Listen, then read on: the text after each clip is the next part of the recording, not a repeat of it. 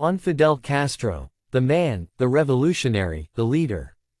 Few other men in history have been as controversial as the great Cuban revolutionary and political leader Fidel Castro. Few other men have provoked such mixed reactions from people as Castro managed to do during the course of his lifetime and even after his death. To many in Cuba, and throughout the so-called Third World, Castro was a heroic revolutionary who stood bravely and fought against injustice, tyranny, and oppression.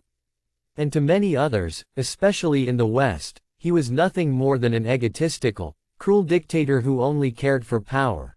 Some considered him a legendary, almost mythical figure, who stood his ground against the mighty U.S. government. While some, especially in the U.S., were convinced that he was the reincarnation of the devil himself. So now what is true? What is accurate? Who was Castro really, a saint or a devil? Well, the truth, as always, lies somewhere in the middle, I believe. It changes based on one's perspective, upbringing, and background. The truth, as in most cases, is far from the extremes. Allow me to go into a little more detail.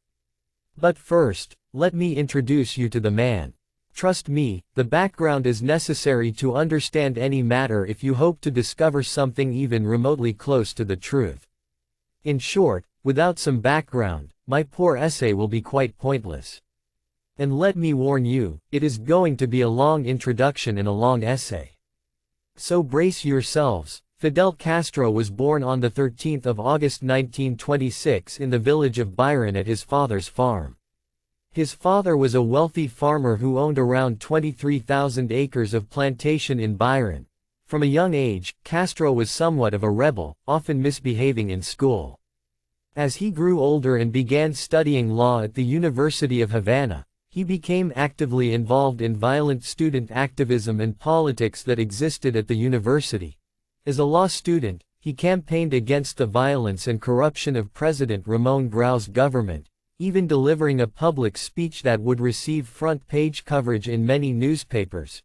Castro's political literacy led him to participate in rebellions against right-wing governments in Colombia and the Dominican Republic, as his anti-imperialist views became stronger.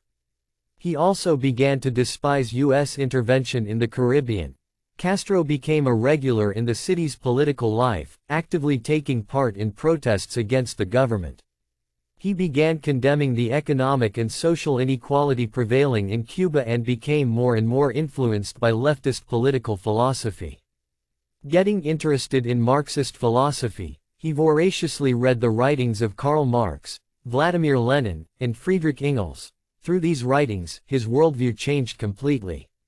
He would later credit Marxism for teaching him what society was, for helping him understand the history of the class struggle, and for making him realize that society was divided between the rich and the poor and that some people subjugated and exploited other people.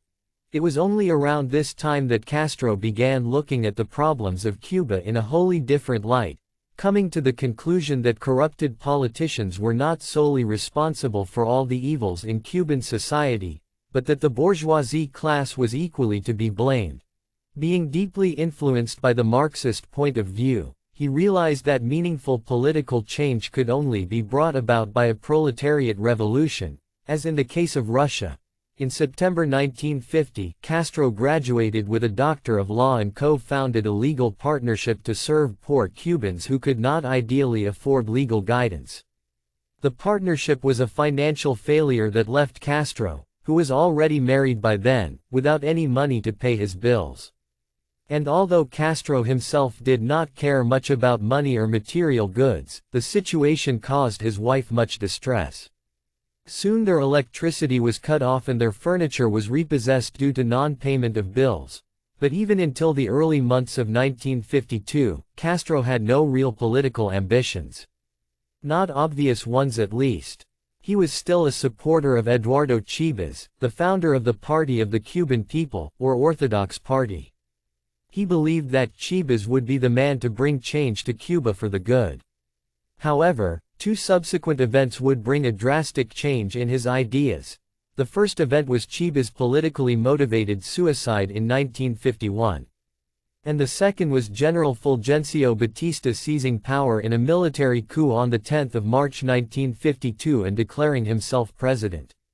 Batista went on to cancel the planned presidential elections and confirmed his ties with the U.S. government and the elite class.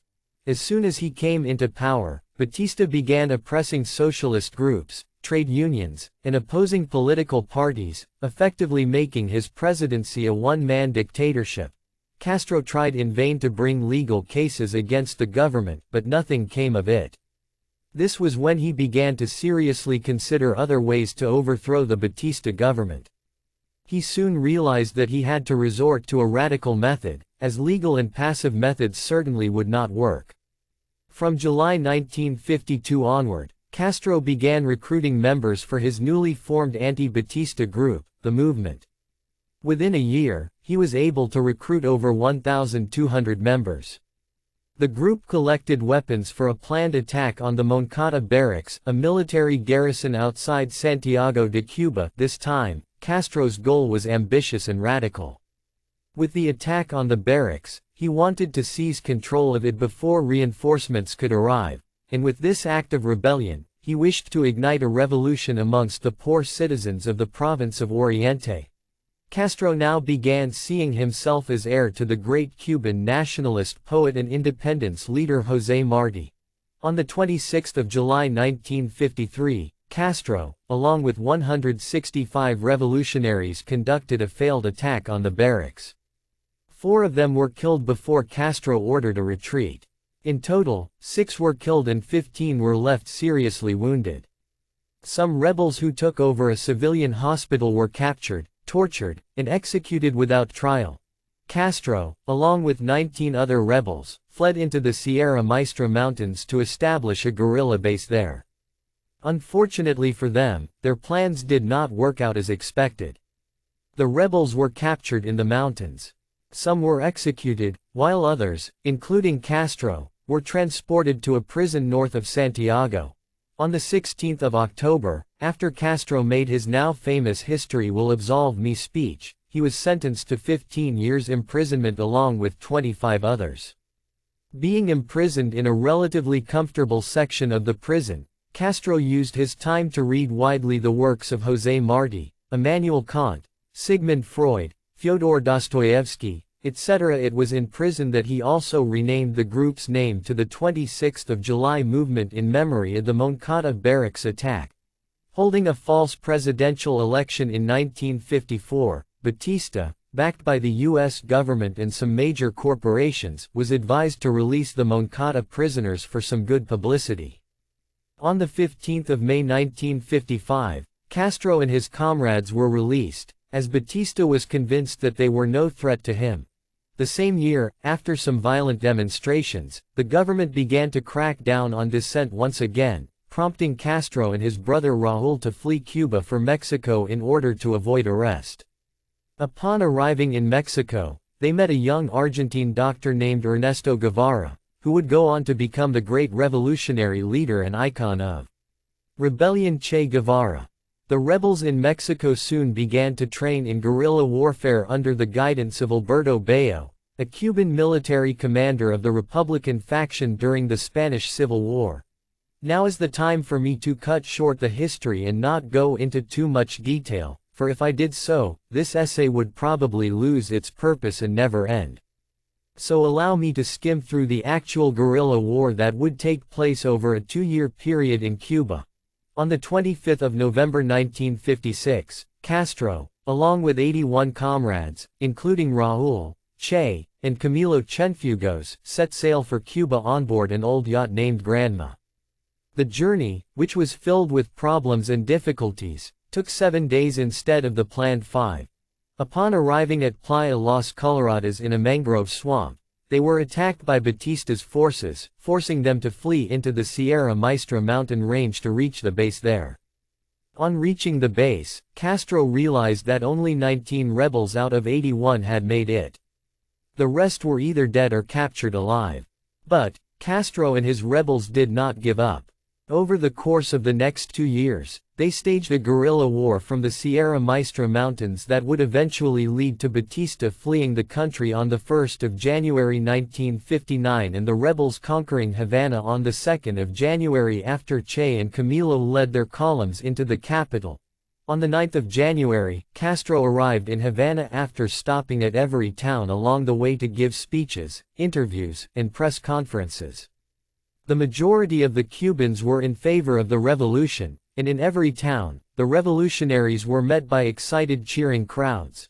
Now, I shall begin addressing the primary aim of this essay, so that you can decide for yourself if Castro was a saint, a devil, or just a human somewhere in between these two extremes.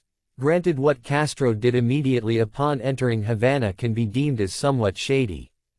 Lawyer and politician Manuel Urrutia Yeo was appointed as provisional president of the new revolutionary government without any election as such.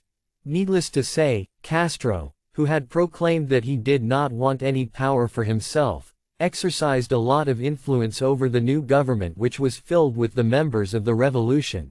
Immediately, Castro did something good and something terrible. Let us start with the good. He made sure the government implemented quick, decisive measures to implement policies to fight illiteracy and corruption, and he also ensured that the officials that had been elected to the previous governments through rigged elections were barred from Congress. In fact, he dismissed the existing Congress altogether. Of course, the decision might not have been entirely his alone, and, without a doubt, most members probably supported the decision. But still, Castro's hand in this is almost like a given. Then came the somewhat oppressive decisions that were taken to protect the newly established revolutionary government. Under Castro's directions, the new government imposed a temporary ban on all opposing political parties, promising to eventually hold multi-party elections as in any democratic state. However, his true intentions either changed or were later revealed to be different. In spite of consistently denying that he was a Marxist or Leninist or communist, he began holding secret meetings with members of the Popular Socialist Party (PSP) to discuss the establishment of a socialist state. Events soon turned violent and drastic. Popular opinion demanded that Batista's officials, who were responsible for killing thousands of Cubans when in power, and for fueling corruption, be brought to justice. Being a new revolutionary government that had promised the people justice and that was seeking popular support, they conducted trials in so-called revolutionary courts. These trials led to hundreds of Batista officials being executed by firing squad. As gruesome as it may sound, these trials were immensely popular among the majority of the Cuban population, giving the new government much-needed support. The trials were condemned and highly criticized abroad, especially by the US and Western media. But Castro's response to such criticisms was straightforward. He declared that revolutionary justice was not based on legal principles but rather on moral conviction. Once Castro was officially sworn in as prime minister in February 1959, he began with his sweeping reforms directed toward the betterment of the poor and the working class. He passed into law the first agrarian reform intended to break up large landholdings and redistribute land to the peasants who worked it, to cooperatives, and to the state. This set a cap for landholdings to 993 acres per owner only and even prevented foreign nationals from owning Cuban land. Due to this reform, more than 200,000 peasants received title deeds for the first time in their lives. This reform was extremely popular among the poor peasants and the working class. However, the rich landowners suffered greatly. Even Castro's father's land was not exempted. His father's landholdings were broken up and redistributed as per the new law. Within a year, Castro's government had managed to redistribute around 15% of the nation's wealth, an achievement that gave hope to the Cuban people and gave rise to their optimism. Castro also took measures to ensure that racial discrimination in Cuba was stopped for good. He reduced the salaries of the civil servants in high posts and increased the salaries of those in low-level posts. He reduced the rents of those who paid less than $100 a month by half and took away the properties and casinos from the hands of American mafia leaders. But Castro was not yet done with his reforms. He nationalized plantation lands owned by wealthy Americans and confiscated the properties of foreign landowners. The oil refinement and sugar production industries were nationalized and brought under the state, much to the chagrin of foreign investors. Castro also expropriated the properties of wealthy Cubans that had fled the country after he came to power. All these reforms greatly served to improve the condition of Cubans, at least in principle. Castro's most important and lasting contributions were in the fields of education and medicine. Castro's government opened up more classrooms in the first 30 months of their rule than were opened in the previous 30 years. Great emphasis was laid on specialized education and literacy in general, with the primary education system offering a work-study program, in which half the time would be spent on some productive work, while the other half would be spent in the classroom studying. As far as the medical field is concerned, they carried out major reforms there as well. Health care was expanded and nationalized, and health centers and polyclinics were opened up across the country to offer free medical services. They undertook vaccination drives to eradicate childhood diseases, drastically reducing infant mortality rates. Other social programs were undertaken with the aim to improve the standard of living of Cuban citizens. The government focused on developing infrastructure as well, laying down around 600 miles of roads across the country and spending around $300 million on water and sanitation projects within the first 6 months. In order to tackle the problem of homelessness, the government built around 800 houses every month for the first few years of the administration. Centers for the elderly and the disabled, and nurseries and daycares were opened up for children. Castro also attempted to remain in touch with the people through television and radio, giving them all a feeling of being involved in the governance of their country. Now, you must admit, no matter whether you like the man or not, the above-mentioned reforms undertaken by Castro's government were truly admirable and had good intentions behind them. One cannot fail to realize that Castro genuinely wished to do good for his people by trying to improve their standard of living with the help of all these reforms. We shall look into the consequences of these extensive reforms shortly, but their intentions should not be ignored or forgotten, especially by people who consider him to be the devil. Now, here is the main issue. The people in the U.S., or in the West in general, are quite unaware and ignorant about these reforms undertaken by Castro's government. They are unaware of the fact that due to these reforms, Cuba has become a country with one of the highest literacy rates in the world. They are unaware that the education system in Cuba is 100% subsidized by the government, meaning that education at all levels is completely free. As of 2012, the adult literacy rate in Cuba was 99.8%, one of the highest in the world. For a country whose majority of the population was illiterate before the revolution, this is an incredible and commendable achievement, and it is an achievement few Westerners have heard or read, or seen about. Most Westerners also remain blissfully unaware of Cuba's incredible achievements in the medical field post-revolution. They do not know that free medical centers have been opened up in the remotest parts of the country, that state-of-the-art hospitals and centers have opened up in the cities, and that many Cuban doctors and nurses are fulfilling their medical duties in the remotest parts of the world. They do not know that Castro established a program to send Cuban medical personnel overseas, especially in Africa, Latin America, and Oceania, to serve in their remotest parts. They also do not know that medical students and patients from around the world come to Cuba for training and treatment respectively. An interesting fact is that Cuba provides more medical personnel to the developing world than all the G8 countries combined. Cuban doctors are widely regarded as some of the best in the world, all thanks to Castro's initiatives in the early years of his leadership. But I doubt many Westerners actually know about this fact. But one can hardly blame them for this lack of awareness. Citizens of the West are largely unaware of these facts because the Western media propaganda against Castro was so serious and intense that the common man was left with no choice but to believe what they saw on their televisions or read in their newspapers or listened to on their radios. They were told he was an evil dictator, a selfish, bloodthirsty leader who did not care about his country or his people but only about remaining in power. The Western media rarely bothered to highlight the good aspects of his governance, and as far as the US media is concerned, I find it difficult to believe they ever said anything good about the man or his policies. And due to this relentless propaganda against Castro, people in the West grew up believing he was the devil reincarnate, one who did absolutely nothing to improve the conditions of his country and his people, and only did everything for power. This, of course, as I have tried to establish above, is not true. But then, there is always another side. There are always mistakes that cannot be entirely ignored or forgotten. Mistakes that have major consequences. Let us shine some light on those mistakes now. Castro's policies garnered him much support from peasants, low-level workers, students, etc. But those very policies made the wealthy and middle-class Cubans his main opposition. Thousands of professionals such as engineers, doctors, lawyers, etc. fled to the US, resulting in a serious case of human capital flight, leading to an economic brain drain.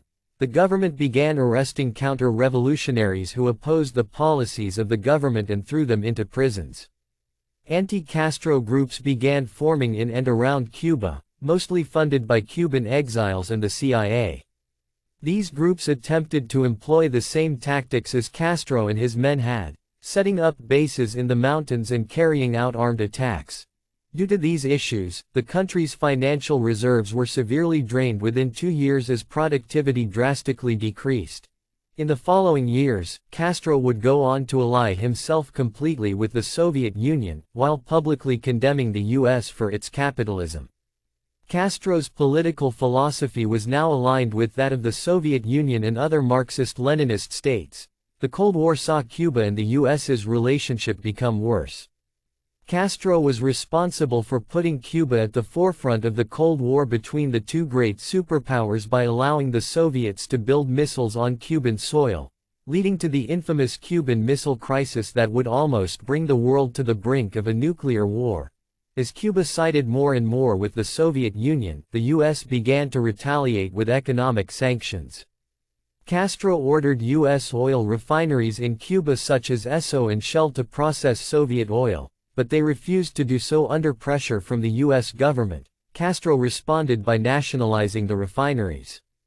In retaliation, the US banned the import of Cuban sugar, in response to which Castro nationalized US banks and sugar mills. In October 1960, the US initiated an economic embargo on Cuba by prohibiting the majority of exports to Cuba. This embargo would last for decades to come. And in the long run, this embargo would go on to have severe consequences for Cuba's economy, especially after the collapse of the Soviet Union in 1991. Cuba's plunging economy would cripple the country, leading to commodities from food items to fuel and everything in between being carefully rationed. This period would be the most trying time of Castro's leadership. Over the years, Castro's government would be accused of violating human rights, oppressing opposition political parties and groups, and curbing democracy in Cuba. Protests against government policies were quickly suppressed by force and freedom of speech and expression was often threatened. To a large extent, these criticisms were accurate. Under Castro's long-standing rule, Cuba effectively became a one-party socialist state. This political state prompted the world media to label him a dictator. Facing these criticisms coming in from the outside world, Castro did not shy away from actively contributing to the freedom and liberation movements of developing and underdeveloped countries across the world. Castro's government would extend support to several liberation movements across Africa and Latin America, in countries such as Angola, Mozambique, Ethiopia, South Africa, Nicaragua, etc. Castro's strong opposition to apartheid in South Africa made him a heroic figure across Africa, where he was praised and hailed as a friend and important supporter of national liberation movements from foreign rule. His support of the South African anti-apartheid movement earned him the admiration and friendship of Nelson Mandela. Now, I shall stop. I have tried my best to lay down the good and the bad.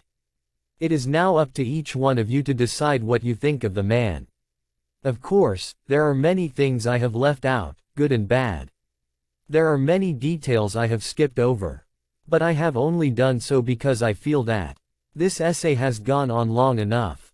Therefore, I must stop.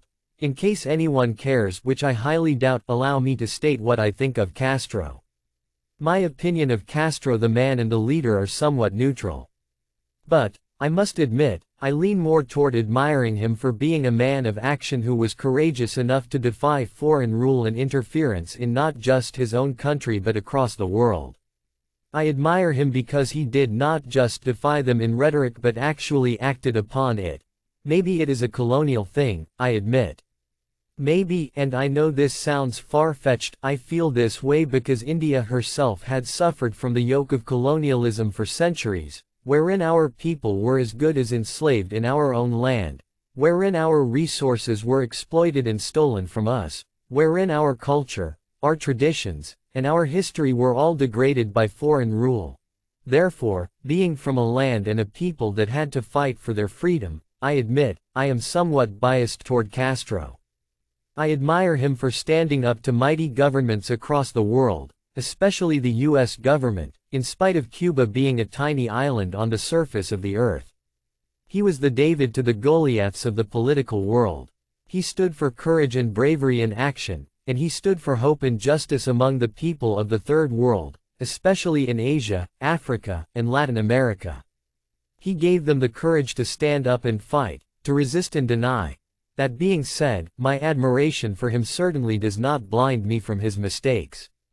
And although I do believe that he is rightly admired in Cuba and in other nations in Latin America, Africa, and Asia for what he symbolized and represented, I cannot ignore the fact that his Marxist-Leninist policies and certain oppressive policies have made Cuba and its people suffer in the long run. After all, even purely communist states like China and Russia have turned more or less capitalistic in nature by opening up themselves to the world at large. Castro's mistakes have no doubt tainted his reputation, but whether you like him or not, you cannot change the fact that he was an iconic and legendary revolutionary, and one of the most influential political leaders of the 20th century, who gave hope to the oppressed and inspired revolutions for freedom across the globe.